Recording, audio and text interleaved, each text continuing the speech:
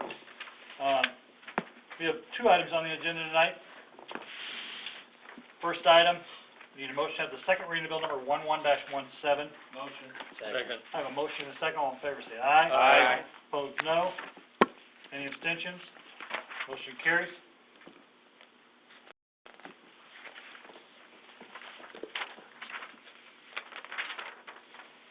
An ordinance of the City Council of the City of Republic, Missouri, authorizing and directing the issuance, sale, and delivery of special obligation bonds Series 2011 of the City of Republic, Missouri, and authorizing certain other actions in connection therewith. Need a motion to have final passage of bill number 11-17. Motion. Second. I have a motion and a second. Discussion. I'll let Mr. Christie give the update, and Carl Ramey's also here. Steeple Nicholas, give us anything above and beyond. Actually, I'm going to turn it over real quickly to both Carl Ramey, who we've all seen before. Carl's from Steeple Nicholas, and then with Carl tonight is Mark Grimm. Mark is the attorney, bond attorney through Gilmore and Bell, and Mark made a trip down to Republic today so that he can answer any questions as well. Not that there are any unusual items to address, but of course, we went to market this morning. I'll let Carl explain it, because he'll do a whole lot better job than I will. Just as we did a year ago, we caught the market in a real favorable position for us. So the amount of the savings, the actual cash savings that we will receive will exceed what we even had in our packet for last week. Last week we estimated $845,000 roughly was our cash savings. Because of the favorable marking, that escalated up to $919,000 was our final savings over the life of the bond. So, Carl, you can fill in the rest. You frankly, Jim, have done a fine job of really summarizing it. We went into the market today, as we talked at the last council meeting, with the activities going on in or antics, depends on how you view it, in Washington. We really weren't sure what the market was going to be like. We were monitoring it all the way through yesterday. We had a phone conference call with Jim late yesterday afternoon. We went out, we provided Jim with what we thought was going to be the interest rate scale, and if you remember, each one of the maturities, each one of the years of a certain amount of bonds mature, carries a different interest rate typically. And what we showed Jim yesterday, we went out on the street first thing this morning. Of course, we've had a period of time where we've actually been showing this and marketing these bonds to prospective purchasers. I guess I'm pleased to report to you, I think we're now under $100,000 left that we did not sell out of the $3.525 million, which is outstanding, quite honestly, in today's market. And of course, as we said to Jim this morning, we were very much prepared to underwrite, those bonds and take them into our inventory. I'm guessing they'll be gone tomorrow morning. It was a great deal of activity. We had very much interest from the local community here. Regrettably, one of our Springfield brokers had a purchaser that had been, lined up waiting for these bonds to come. The guy goes on vacation and, can't be found. So, he will find these bonds now in the secondary market because he was very interested in Republic. If you step back, a number of things really helped. First of all, the A rating. Again, we secured that for a second time. We had A rating on our bonds last year. The end result was that provided a great deal of comfort to prospective investors. Secondly, these bonds were what we call bank qualified. I'll give the layman's definition of bank qualified, and Mark can give the better definition. It's where Congress has given some preferential treatment to banks because banks used to be, until 1986, used to be the biggest purchaser of bonds, and so they do have some tax advantages. They pass those tax advantages on to you, the issuer. because they can provide some lower interest rates in certain maturities. We found that today in particular when we got to the last 5 years. The final 5 years, we were able to reduce from what we showed Jim earlier, or late yesterday, 10 to 11 basis points, 1/10 of a percent to 0.11 of a percent. So what does that mean? That means greater savings to you because you're going to end up paying less in terms of your interest cost. We were in several of those maturities 5 times oversubscribed. If you remember, I kind of talked to you about what we do is we actually put in competition people both in the retail side and the institutional sales side, and we try to get enough strong interest between the two of them that we ultimately oversubscribe. We have more people wanting bonds in those maturities than we have available. And so when that happens, we lower the interest rate. And we keep lowering that interest rate until it basically clears and we no longer have, somebody saying, well, gee, we really want those bonds. You get people walking. I think we reported to Jim as well. We had one bank that's a fairly large purchaser of A-rated COPs in Missouri that turned, and they turned us down because they said that they were from other issuers. They were getting it through other investors, getting 25 to 35 basis points higher than what we were. And we said thank you very much, and we went on and were able to secure these. So I think overall, the Washington event did not affect you. In fact, maybe have been a little bit of a at this point. We had a great deal of activity. We oversubscribed. We were able to lower the interest rates. From where we were at the last council meeting, from our July 14th number run, we had an all-in interest cost. And when we say all-in, when you take into account all the costs associated with doing the bond issue, we were at, I believe, we were at a 370, and today we ended up with a 346. The borrowing cost essentially had an average all-in borrowing cost of 3.46%. As Jim pointed out, that was a gross savings net of the reserve funds of $919,000. If you convert that all into percentages, of 13% savings. So. Again, I want to thank Jim and Pete, for all the work, and Ron. Ron, thank you because you were able to, look at documents and turn things around and answer questions that sometimes were a little bit thorny.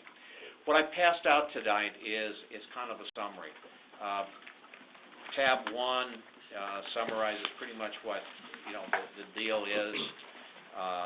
It highlights, what we have refunded.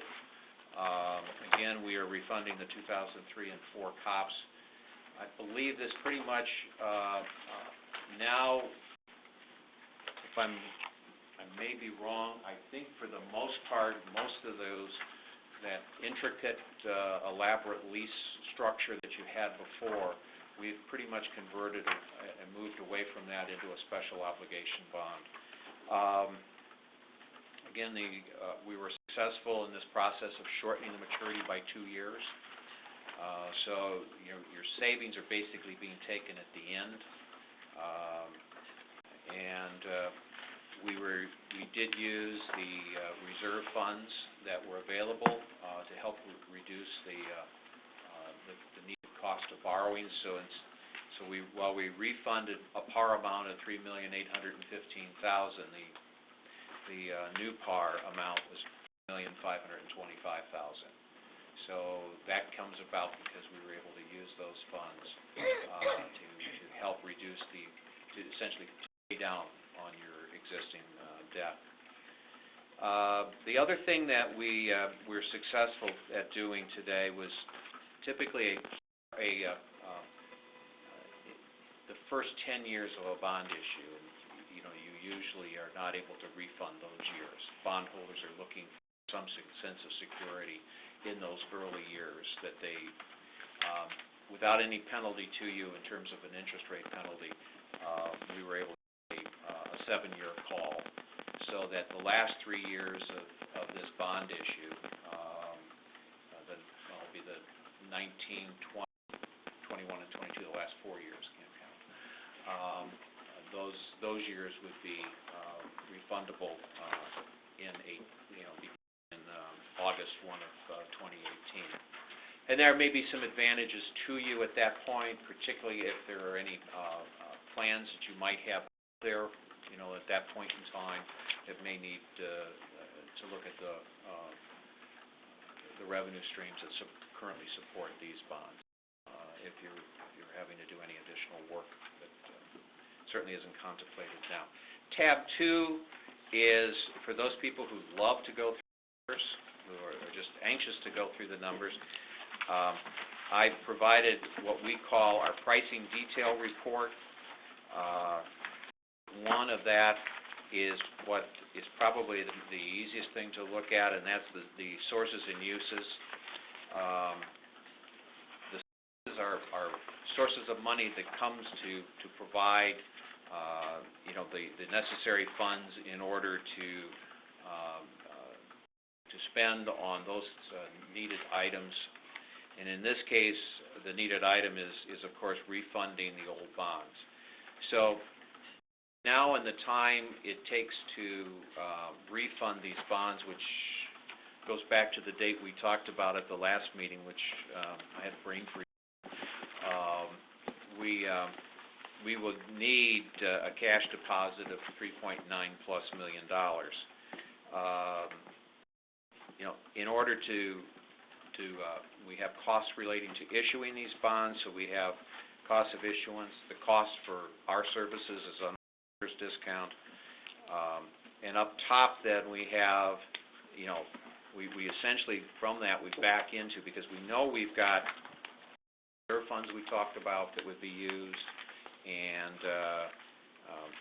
some of these bonds were sold as premiums, some were sold as amounts, because the market is searching for places and hedging their own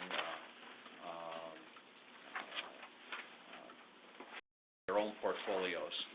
So overall, we netted the need to only have to sell $3,525,000 net. The page 2 is a summary of the statistics, and really is, what are our interest costs? The industry has 3 different. They have a true interest cost, a net interest cost, and an all interest cost. I tend to look at the all-in interest cost because that takes into account all of the costs related to it. The true interest relates to what it costs you in terms of your actual interest, the cost of your bonds, as well as the underwriters. The next page, page 3, is the pricing of the bonds, and I'm not going to go through. Probably I'm going to skip after this to maybe 2 more pages. These were the prices when, as mentioned, in some instances, as you can see, in the early years, we have what are called premium bonds. In essence, people are willing to pay you for their bonds in order to get that particular interest rate yield. And in the later years, people are has the potential for higher interest rates, and so what they don't want to do is to be caught with these bonds at such a low rate that the competitive bonds in the market, or bonds that are being sold in the primary market, will end up being higher. They're looking for a little bit of a discount, so they're in order to raise their actual yield.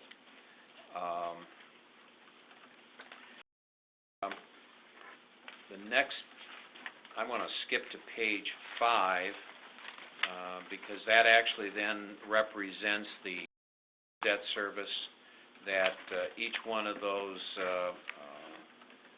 years we will have, and we range it.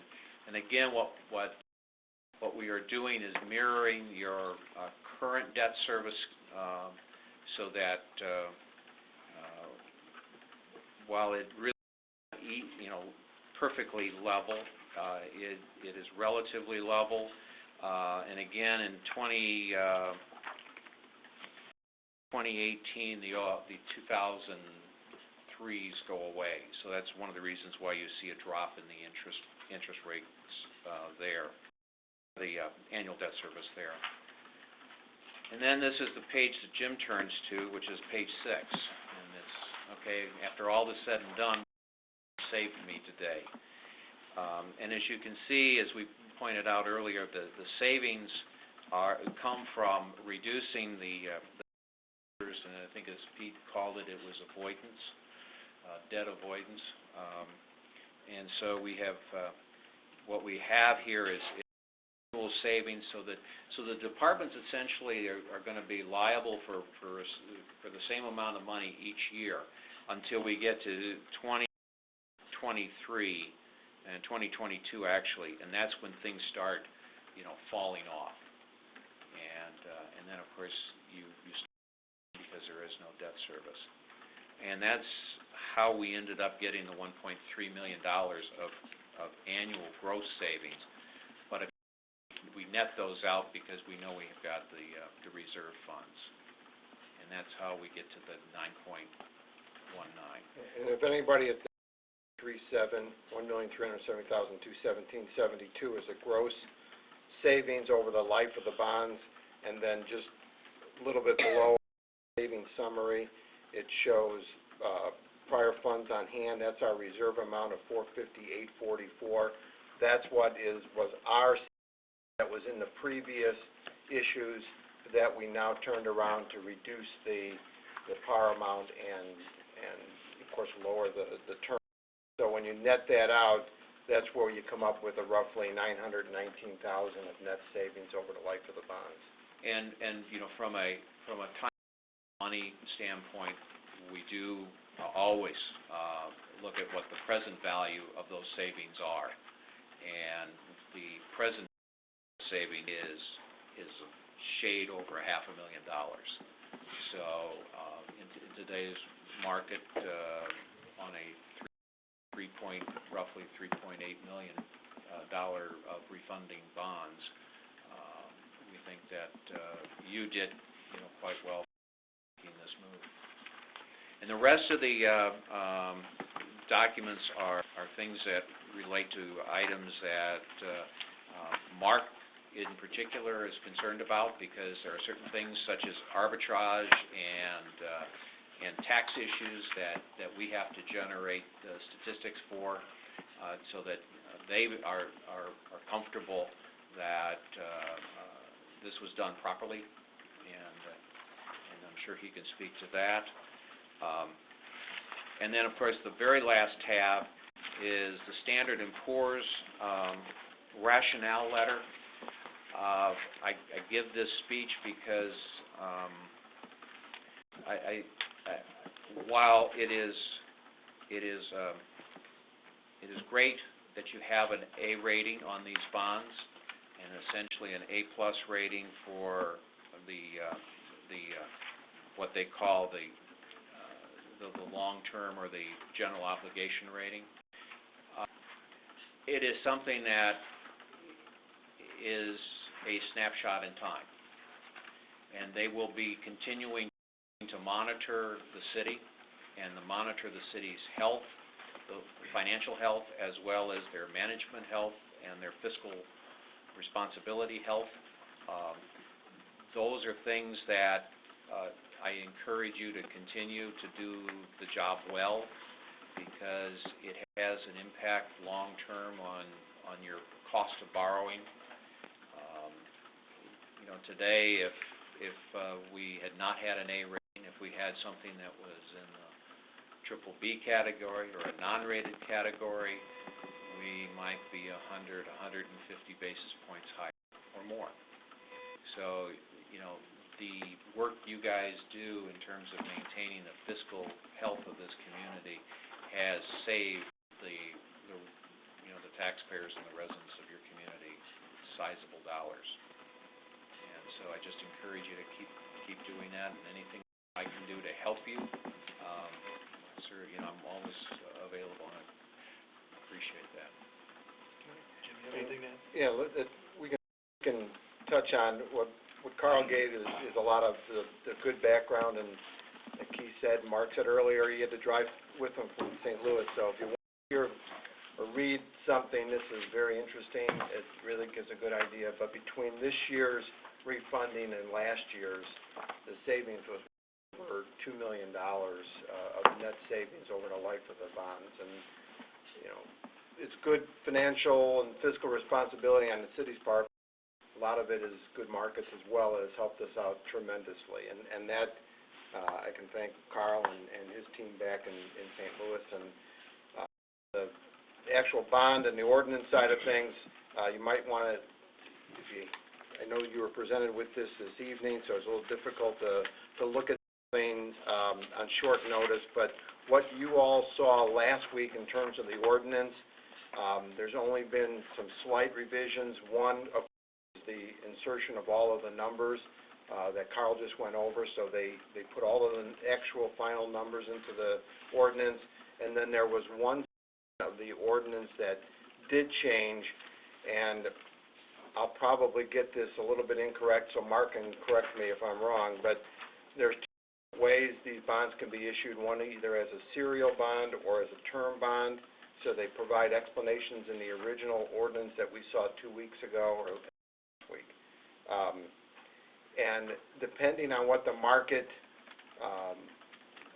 dictates, you'll go with either serial or term.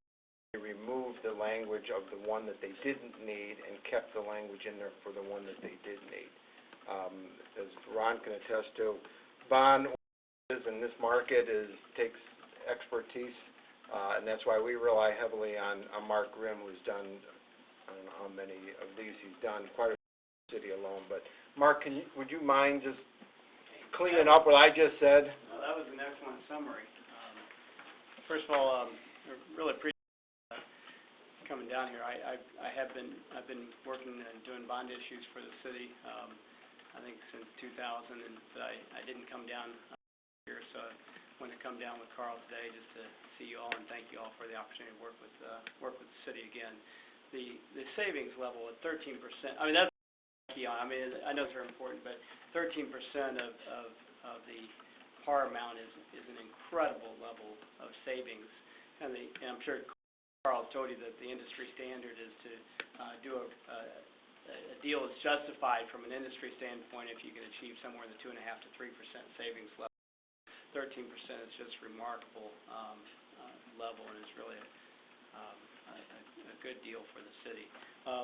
That was all of the changes in the ordinance are pricing related, as Jim mentioned. The interest rates, the final sale, and then the redemption provisions. And in this case, we've done the initial draft of the bond ordinance with a certain principal amount of the bonds would be paid every year, but sometimes those are structured where there's actually maturities in every as you're seeing in the final pricing numbers, and sometimes the underwriters will group at the end of the bond issue. They may have grouped the last 3 years, the last 5 into a single term bond that then would be paid off every year, but from an investor standpoint, the investor doesn't know whether their bonds are going to be paid off in 2020, 2021, and 2022. So sometimes when it comes down to marketing the bonds, if the underwriter believes that they can get a little bit lower interest rate, they'll group several maturities into a single bond, and that's why the original draft of the ordinance had this concept of the term bonds in there. But that, like the rest of the interest rates, is pricing related. So we appreciate the fact that the code has been amended to allow the substitute bill. We find that's really on the procedure you've gone through is what we see on every charter city that has the 2 meeting requirement, where the first reading typically without the final interest rates. then we do a substitute bill. So I'm glad the city attorney has the foresight to draft the code in that manner. Council, do you have questions, comments, or discussions for Mr. Ramey, Mr. Christie, Mr. Grimm, Shane? One comment, and Carl, you might correct me if I'm wrong. At this, and this is kind of a FYI for whoever's here 7 years from now. I appreciate the flexibility in that 7-year COLA, but just filling it up, that's only $18,000 in savings at that time. Only about 51% of what it's going to cost us to do this. So unless there's a really dire need to do this, whoever's still here might want to give it a second thought. Well, often what you find is that if you have, for example, a new issue, you might be able to then refinance this and share in essentially the cost or a portion of the cost with that new issue. And if you might In still other get words, remaining 30, yeah, you might end up $15,000. with some additional, some small savings. We found that even with doing the 2000 and 3s, there was there's a couple $100,000 left, but we still ended up with savings in there. So it's just a few dollars. It's in one of those cases where you could have said, well, gee, let's just not do it.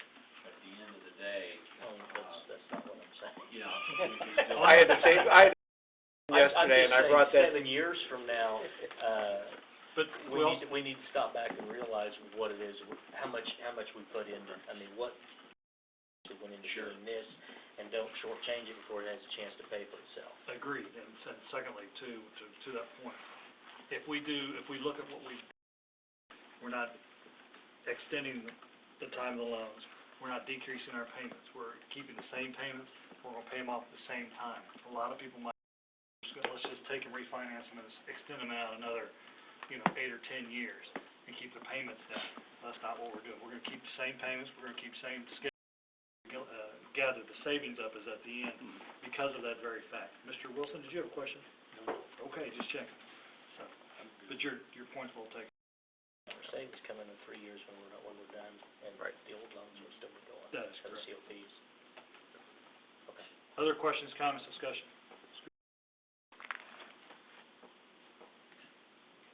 Anything at all? Mr. Derrickson? Okay, what we need to do, second reading, we've had the discussion, it's now time to vote. What we need is a motion to accept the substitute council bill with all the numbers and modifications in it. Adopt that, yeah. I'll make that motion. Second. I have a motion and a second to, Bill, do I need to vote on that? Yeah. All in favor say aye. Aye. Opposed, no. Any abstentions? Motion carries. Discuss this. Or is this the actual vote to No, accept? that was just to accept the substitute bill. Okay, one more aye then. Yes. You're killing me, Shane. That's my job. No, I know. You do it very well. Exactly. Now, substitute bill. Any other discussion, comments, questions before we get to that point? What are these certain other actions in connection therewith? I have the list. We have a bond purchase agreement that you saw last week, and that's also included in, I believe that's Exhibit B, the preliminary official statement, which is the bound copy that I put in front of everybody. You also had a copy of that, the official bond one. This would be Exhibit A. This might be B, bond purchase agreement might be C, and then there's a bond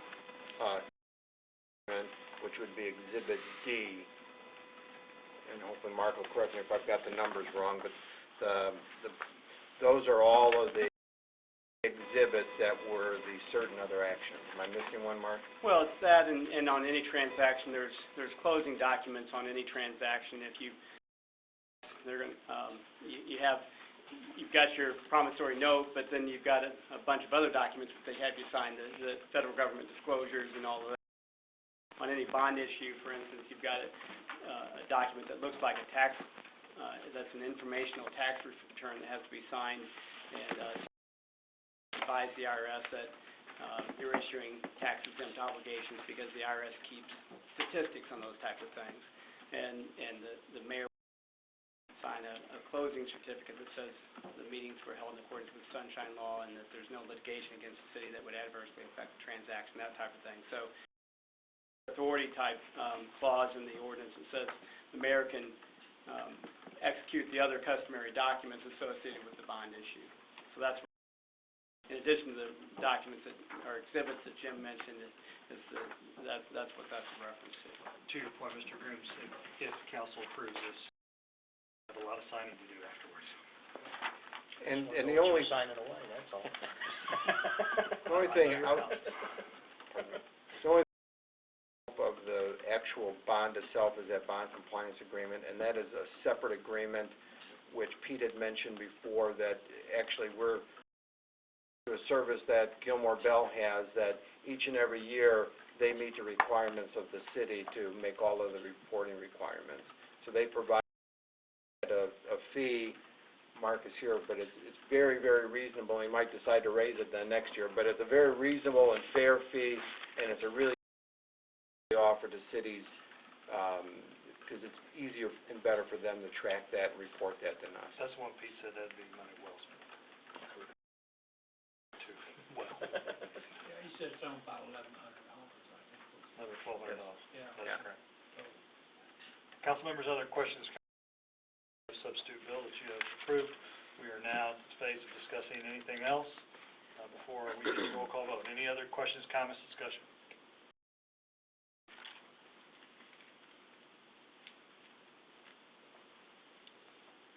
Again, I want to reiterate, we are not changing our schedule, paying back our loans. We are on the same schedule. We are going to continue our payments, pay them off early. We're going to save the taxpayers a little over the life of the loans. So that is a huge thing. Between the two. Between the two. Between last year's and this year's. Between last year's and this year's. This one's roughly 9. Any other questions, comments, or discussion? Seeing none, roll call vote. Councilmember Harder? Aye. Councilmember Hunsinger? Aye. Councilmember Grooms? Aye. Councilmember Wilson? Aye. Councilmember Clinkenberry?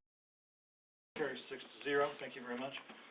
Move on to other business. Resolution number 11-R-44, a resolution of the City Council, City of Republic, Missouri, to approve the purchase of the City of Neosho, Missouri. Need a motion? Motion. Second. I have a motion and a second. Mr. Brock, welcome. Please give us the overview, sir. A month ago, Chief Lowe forwarded us a email being distributed to the Missouri Police Chiefs Association, City of Neosho. A number of months ago, ceased providing animal control services, and were going to be selling their vehicle. We went down, inspected the vehicle.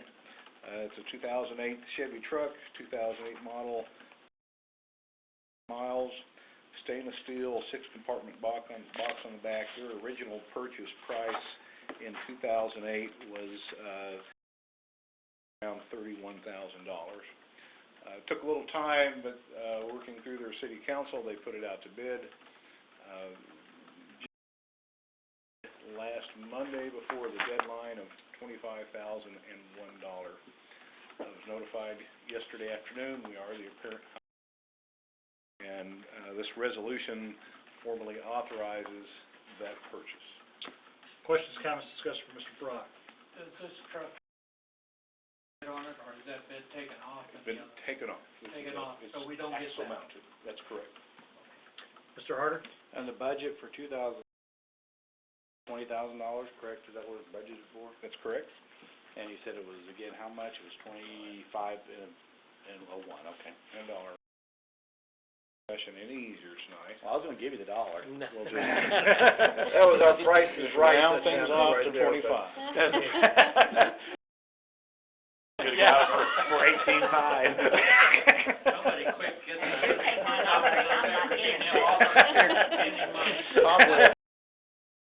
the Lunch before, and I've never seen him take out his wallet. I've seen that. Other questions, comments, discussion for Mr. Brock. Where's the other 5 come from? We and that was one of the things I did talk to Pete before his departure. We'll have, animal control budget will not have funds, but we'll have other general fund revenues that we will be able to divert or put towards this purchase. We were two phases. Initially, when we did our budget meetings for 2011, we had enough originally projected for the entire vehicle. You know, our constraints, we cut it back, and we were going to try to buy a new vehicle and then come back in 2012 for the box. So accelerate that, but with 9% increase in our sales tax, we have over $100,000 we're projecting, additional 10% above on franchise taxes.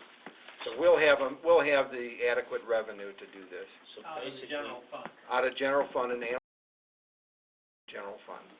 so that 5 is coming out of, revenue in excess of what we had originally. Correct. Mr. Wilson? Yeah, the price of the truck and bed, how does that compare to a new truck? We think we would be $31,000, $32,000 if we were to bid it out. For the truck and the For the truck, cabin chassis, and then bed? take it down to Texas and have the box mounted. Time and resources to go through the process. Does this mean that when hours are overlapping, we can have 2 trucks on the road? Well, we do want to, in the immediate future, keep the other Ford Ranger in service. We're going to take the box, put a couple of the crates in back, secure them down to the bed, and just keep it local. Well, it is, it's starting to really show its age. We're still only gonna have 1 animal control vehicle on the road. Is that? Well, 2 days out of the week, we have 2 officers on duty. So we'd like the to send them in 2 different directions when the need arises. Mr. Quinkenberry? Warranty on the vehicles, anything transferred to us? Reached the time period. Actually, it's a 36,000 mile warranty, so we may have a couple of weeks worth of original warranty at 34,000 miles. Also on a new vehicle, we would get, or basically paying so we could have a repair, 6 months from now might be that much damage. There is that potential, yes, sir. Had all of the service documents, and it was clear that they took care of the vehicle and are well maintained. There certainly is no guarantee that we certainly could. We looked at what the state bid would be for a new vehicle, and then what that identical bed that's on this one was manufactured in Texas, and as David mentioned, we'd have to get the vehicle from the state bid, drive it to Texas, have them install the box. Used vehicles right now are at a premium, and a 2008 Chevy pickup from what we were able to find is around $16,000 to $18,000, and those have higher mileage. Comfortable that we were, paying a fair price, but that was the other option we did look at, was a new vehicle as well. You're right, we're giving up the warranty for $6,000, basically, to your point. We're also being able to have 2 vehicles last us longer, 6 months to a year earlier than we would have next year. That's the other point that we're looking at too, because if we we got it. Mr. Shingrens? Not to berate the point, but maybe I blanked out here and missed something. Cut the back end off the existing vehicle, and put it on the new one. It's got a box inserted into the bed. Yeah. So we're just going to take. When you take that out and put it on the other one. No. The other one comes with one. Okay. The other one has, yeah. Okay. The other one is fully equipped. Blanked out at some point. Because I was having trouble figuring out how you were gonna have 2 operational vehicles on the road. You're removing the old so that it doesn't have That's the correct. shimmy It issues. was oversized for the vehicle They're from putting day some one. crates in the back. You with us now? I am, thank you, Jeff. I just know that the one that we have is not in very good condition. You are correct. I've looked at it. I do Goes know down the that road it's like not. this. Well, it wasn't It was stopped yet, so. Going down the road, it looks like. Yeah, one other, Speedboat. I'd like to make Mr. one Hunsinger, comment. please. $1,000 saving, but if you add everything else up, including the time and the cost of driving to Texas, 2 to 3 days maybe to install, with motel rooms and so on, we're adding another 1,000 or more anyway. That's a good point, Mr. Hunsinger. Other questions, comments, discussion?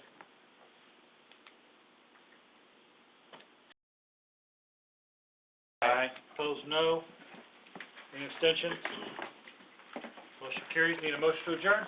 Motion. Second. Opposed, no. Any abstentions?